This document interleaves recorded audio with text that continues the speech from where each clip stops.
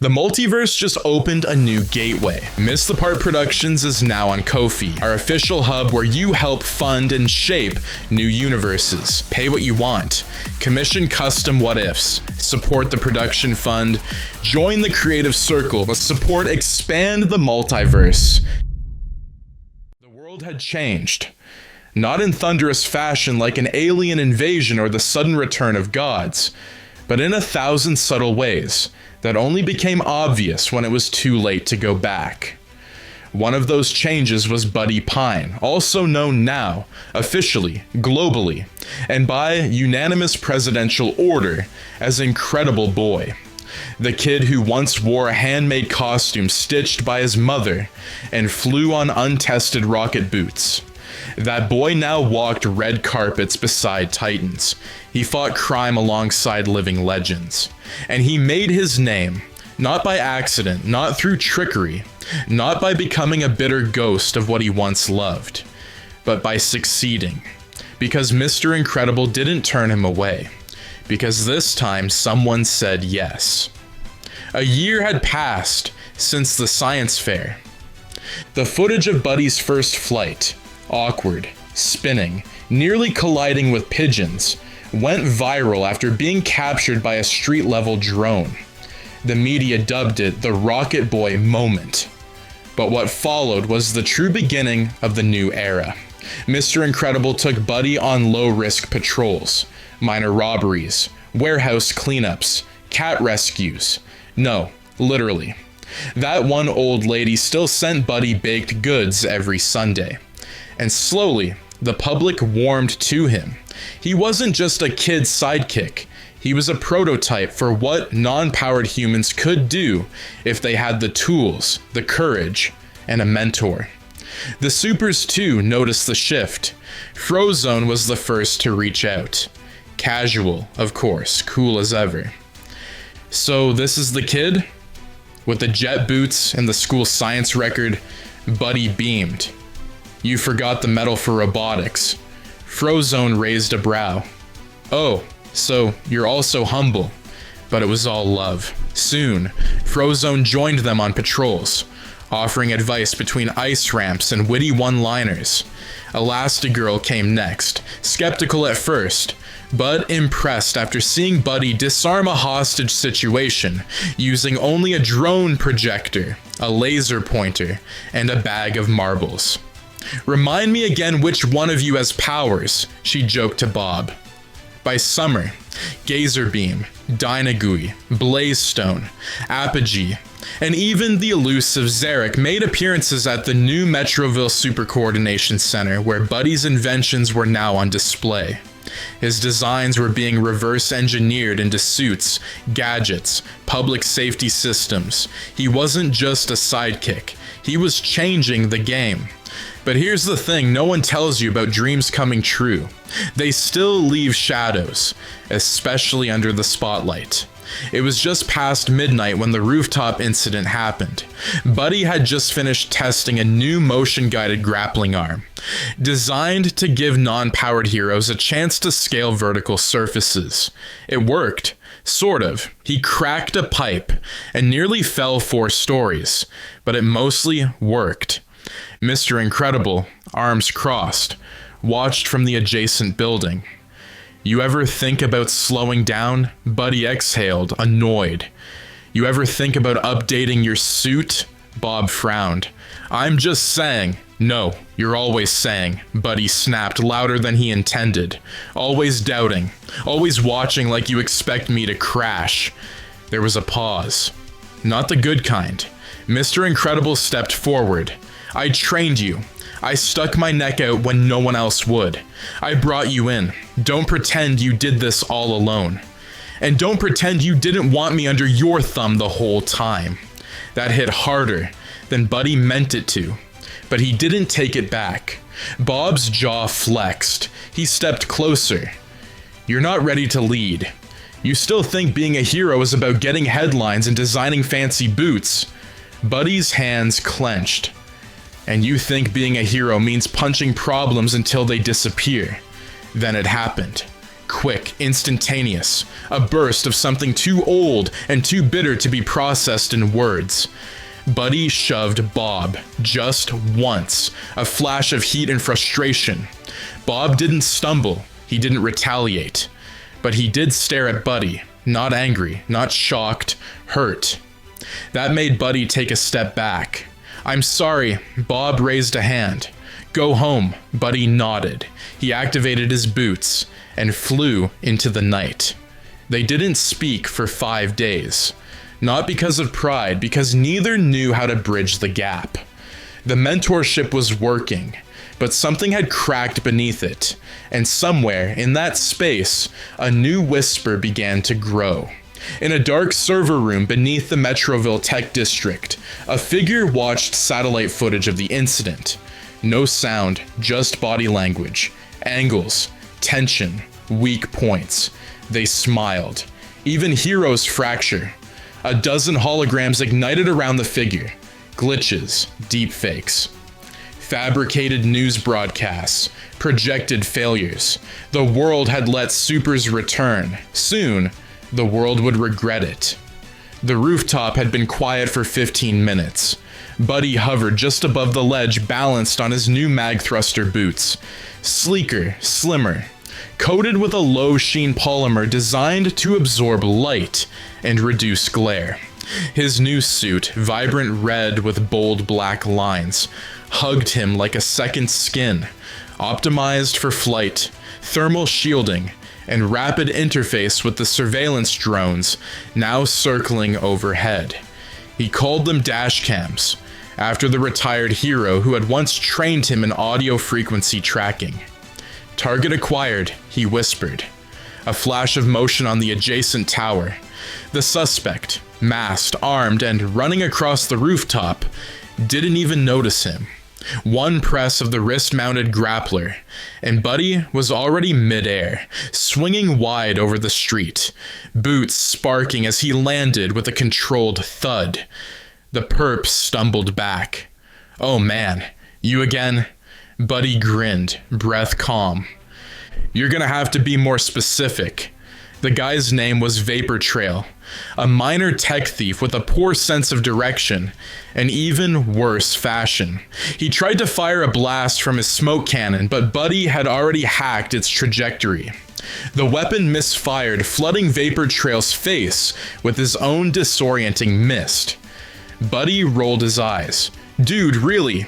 One swift punch and the villain hit the gravel. The rooftop fight was over in 30 seconds. It should have been clean. It should have been perfect.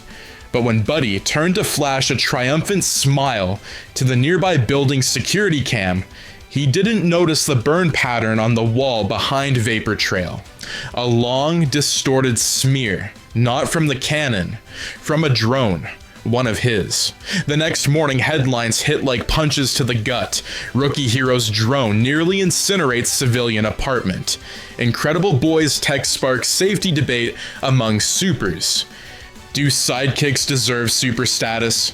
At the Metroville Hero HQ, Bob slammed the news tablet on the table. "This is what I was talking about." Buddy stood across from him, fists at his sides. "It was a misfire. A calibration issue. I fixed it already." "You fixed it after it almost killed someone." "I stopped Vapor Trail. No one else was even nearby." Bob's eyes narrowed. "That's not the point." Silence sat between them like a weight. Behind them, Frozone leaned against the wall, arms crossed, watching. Elastigirl sat at the table, eyes flicking between the two. Bob sighed. "You're a great kid, Buddy. One of the best, but you're rushing. These missions aren't toys. That suit you made, that AI interface. It's not just code, it's responsibility." Buddy's voice was lower now, more guarded. "If I were born with laser eyes or ice powers, would you be saying the same thing?" Frozone raised a brow. Elastigirl sat forward. "Buddy..." "No, really," Buddy said, laughing bitterly. "You all tell me I'm brilliant, that I'm a game changer, but the moment I act like a hero, I get treated like a student." "You are a student," Bob said. "That's not a weakness. It is when the world won't stop calling me a sidekick." Buddy turned and left before anyone could say another word.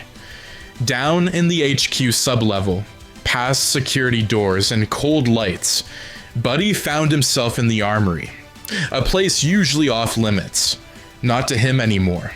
Rows of prototype suits, gauntlets, drone husks, failed weapons, a graveyard of ideas.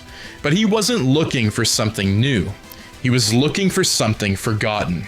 In the far corner, sealed behind a glass partition, labeled Prototype Inhibitor Class Vision Module, sat a cracked helmet. Not his design.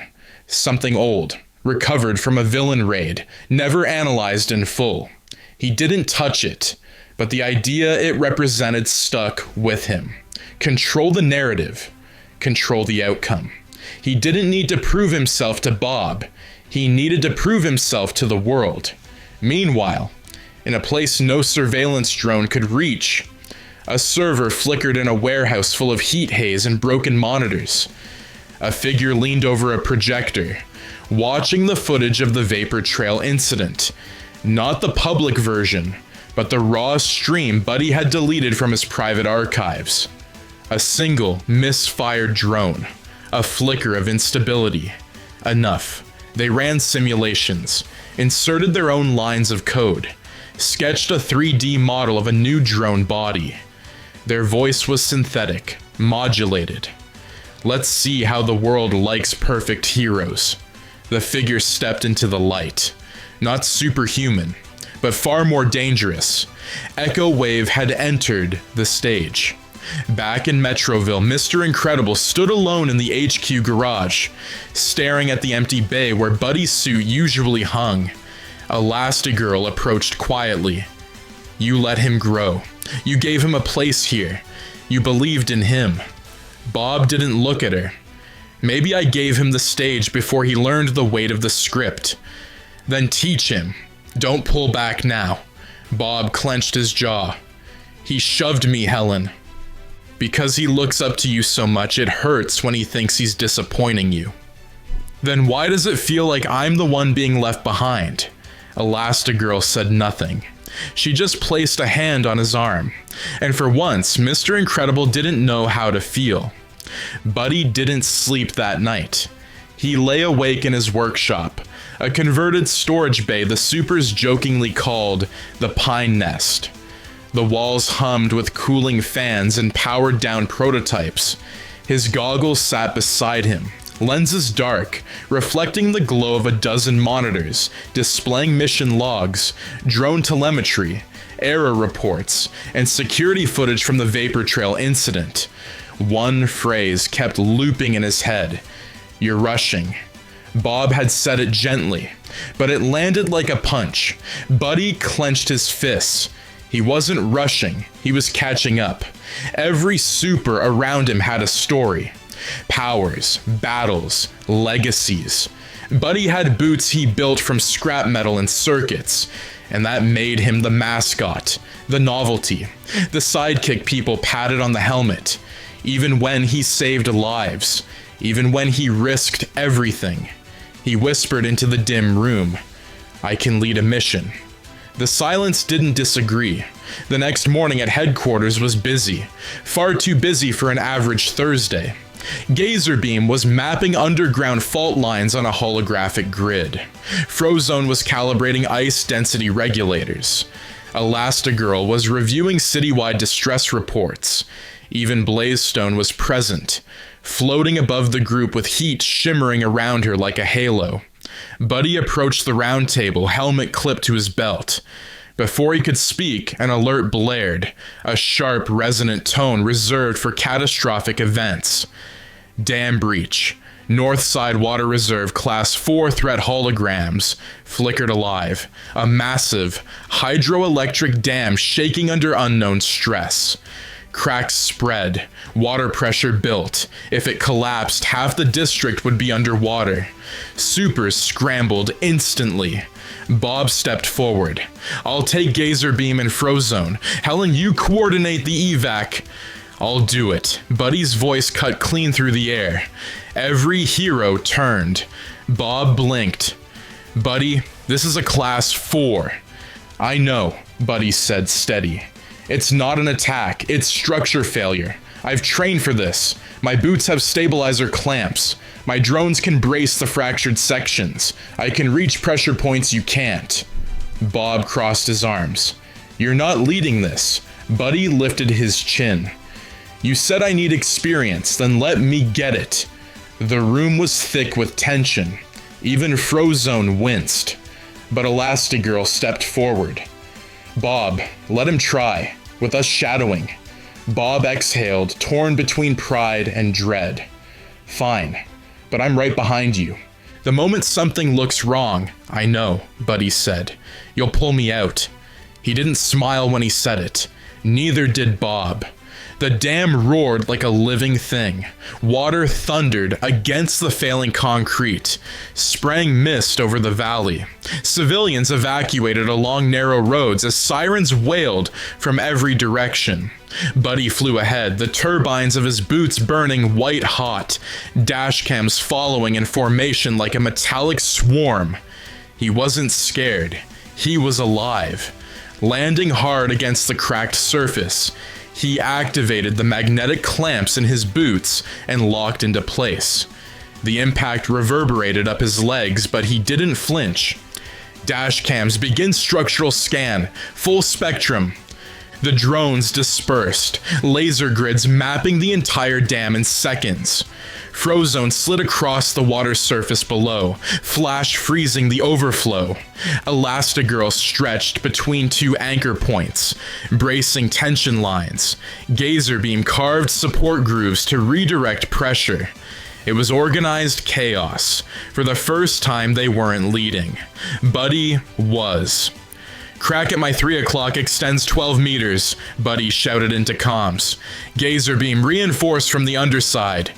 Already on it, Gazer beam replied. Frozone, I need freezing only on the midline. Don't seal the whole thing or the pressure spikes. Kid, I know how ice works. Then trust me, Buddy snapped. There was a short pause. Frozone smirked. Copy, midline only. Buddy was in control. The team was listening. The drones were perfect. It was working. He could see the finish line. But that's when the crack widened. Fast. Too fast. The entire upper section groaned, shaking the structure beneath his feet. Bob saw it first from the ridge above them. Buddy, pull back. That section's unstable. Buddy looked at the readings. His heart hammered. He could fix it. He knew he could. No, give me 10 seconds. Buddy, too late. He fired a burst from his stabilizer gauntlet. The blast hit the fracture seam perfectly, just like his calculations predicted. For a split second, the crack slowed. Then something flickered through his visor. A glitch. A spark. Drone interference. The dashcams faltered midair. Lenses flickering with static. Something else was broadcasting over his signal. Before Buddy could react, boom, a secondary crack detonated beneath him, blowing him off the dam. His boots sparked violently, overloaded by a foreign command. Buddy plummeted. He didn't scream. He just closed his eyes, accepting the ground rising fast. Then something huge and warm enveloped him. Bob, Mr. Incredible caught him mere feet before impact. They skidded across the dirt, Bob taking the brunt of the momentum, gouging a trench into the earth as the dam behind them continued to crumble. Buddy gasped, clinging to him. Bob held him tighter. I told you to pull back. Buddy shoved Bob away. Breath shaky, face flushed with humiliation and anger. I had it. You never had it. I was doing fine until you distracted me. Bob surged forward, voice ragged. You could have died. Maybe you should let me. The words exploded out before Buddy could stop them. Silence. Every super nearby froze. Buddy immediately regretted it. He backed away, boots sparking, visor cracked. Bob stared at him, eyes filling with something heavy and broken. "Don't you ever say that," he whispered. Buddy turned, and this time, he didn't fly back to headquarters. He flew into the storm clouds above, disappearing into the gray. Hours later, in a place no super yet knew existed, Echo Wave loaded the dam footage into a floating holographic display. They rewound the glitch, played it again, smiled. All it takes is one crack. A drone model rotated on the screen. Buddy's design altered, corrupted. Let's widen it. It began with a power outage. A subtle, calculated hum that flickered through Metroville's central grid at 2:31 a.m. Lights blinked, security cameras went dark, traffic froze, emergency backups failed one by one. By 2:34, the city was silent, and in that silence, the sky opened. Above downtown, hundreds of sleek black drones formed a geometric storm. Not Buddy's dash cams, but copies. Twisted, perfected. They moved like shadows synchronized in precise concentric rings, projecting a glowing symbol above the skyline. A fractured mask. Echo Wave's mask. Across rooftops and radios, a voice echoed. Not threatening, just disappointed. You had your chance, heroes. You had your pedestal, but you ignored your future. Let us show you what happens when vision is denied. The drones fired, not missiles, not lasers. Code. Data pulses bombarded Metroville's infrastructure. Hijacking satellites, defense systems, transit routes, cars reversed on freeways. Alarms triggered in empty buildings.